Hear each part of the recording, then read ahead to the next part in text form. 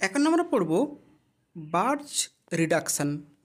যদি কোনো ইন্টারনাল অ্যালকাইন অর্থাৎ যাকে বলছি আমরা নন টার্মিনাল অ্যালকাইন, যদি ইন্টারনাল অ্যালকাইনকে সোডিয়াম লিকুইড অ্যামোনিয়া দিয়ে -78 ডিগ্রি সেন্টিগ্রেড টেম্পারেচারে রিয়াকশান করা হয়, তাহলে ইন্টারনাল অ্যালকাইন রিডাকশান হয়ে গিয়ে ট্রান্স অ্যালকিন তৈরি করে। অ্যালকাইন থেকে পার্সিয়াল রিডাকশান করে ট্রান্স অ্যালকিন তৈরির এটা একটা বেস্ট প্রসেস।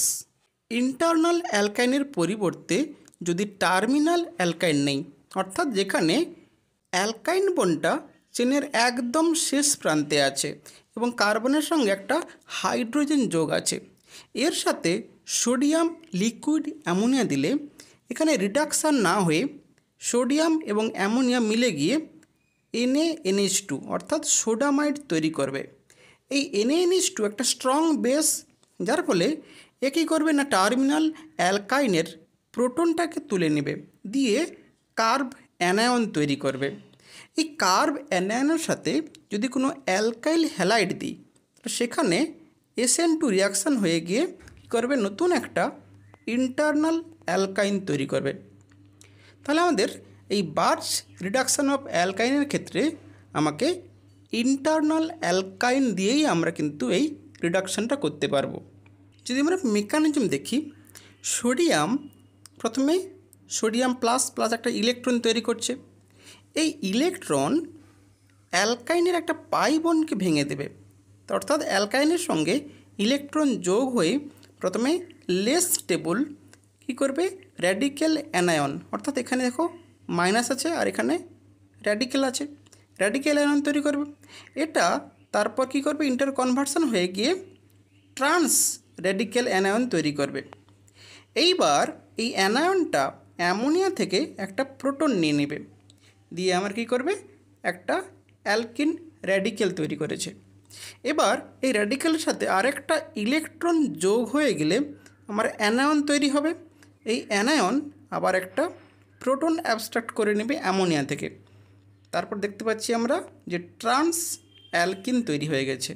তাহলে এভাবে আমরা অ্যালকাইনের বার্চ রিডাকশান করে ট্রান্স অ্যালকিন তৈরির মেকানিজম জেনে গেলাম। যদি আমরা কোনো অ্যারোমেটিক সিস্টেমে এই বার্চ রিডাকশান করি, ধরা যাক বেনজিনে করেছি, তাহলে বেনজিনের সাথে একটা ইলেকট্রন যোগ হবে, হয়ে গিয়ে 1,4 পজিশানে এই র্যাডিক্যাল অ্যানায়ন তৈরি করবে। 1,4 পজিশানে এর স্টেবিলিটি বেশি হবে। এইবার এই অ্যানায়নটা এই NaNH2 থেকে বা অ্যামোনিয়া থেকে একটা প্রোটন নিয়ে নেবে, করে আমার এখানে প্রোটন নিয়ে নিচ্ছে আর এখন শুধুমাত্র র্যাডিক্যাল আছে। র্যাডিক্যালের সাথে আবার একটা ইলেকট্রন যোগ হয়ে গিয়ে আবার নেক্সট অ্যানায়ন তৈরি করবে।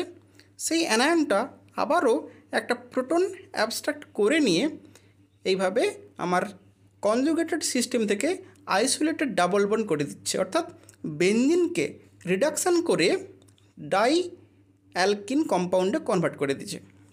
যদি আমরা এই বার্চ রিডাকশানটা ন্যাপথালিন সিস্টেমে করি, তখন ন্যাপথালিনে এই কনজুগেশনটা রিডাকশান হয়ে গিয়ে দেখতে পাচ্ছি আমরা যে আমরা ট্রাই অ্যালকিন কম্পাউন্ডে কনভার্ট করে দিচ্ছে। যদি কোনো বেনজিন রিংয়ের সাথে কোনো ইলেকট্রন উইথড্রয়িং গ্রুপ থাকে, যেমন COOH, NO2, CN বা CF3, এই ধরনের কোনো electron withdrawing group containing aromatic ring থাকলে সেখানে যদি বার্চ রিডাকশান করি, তখন দেখতে পাবো যে 1,4 পজিশানে, অর্থাৎ এইটা 1 এবং 4 পজিশানে রিডাকশান হচ্ছে, দিয়ে এই ধরনের আমার ডাই ইন কম্পাউন্ড তৈরি হয়।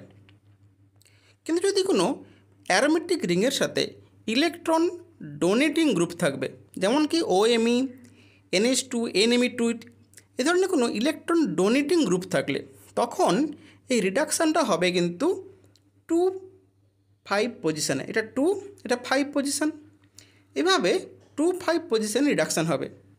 তাহলে আমরা যে কোনো নতুন কম্পাউন্ড দিলে সেখানে ইলেকট্রন উইথড্রয়িং নাকি ইলেকট্রন ডোনেটিং গ্রুপ আছে সেটা দেখেই কিন্তু আমরা কী ধরনের রিডাকশান হচ্ছে সেটা কিন্তু বলতে পারবো। ধরা যাক একটা কম্পাউন্ড কী করছে CF3, এখানে যদি আমরা বার্স রিডাকশান করি, চোখ বন্ধ করে বলতে পারবো যে CF3 একটা ইলেকট্রন উইথড্রয়িং গ্রুপ, তার ফলে রিডাকশান হবে 1,4 পজিশানে, তাহলে ফাইনাল কম্পাউন্ড হবে এই হচ্ছে আমার CF3। তাহলে এইভাবে আমরা বার্স রিডাকশানের প্রোডাক্ট সহজেই আমরা অ্যাসাইন করতে পারছি।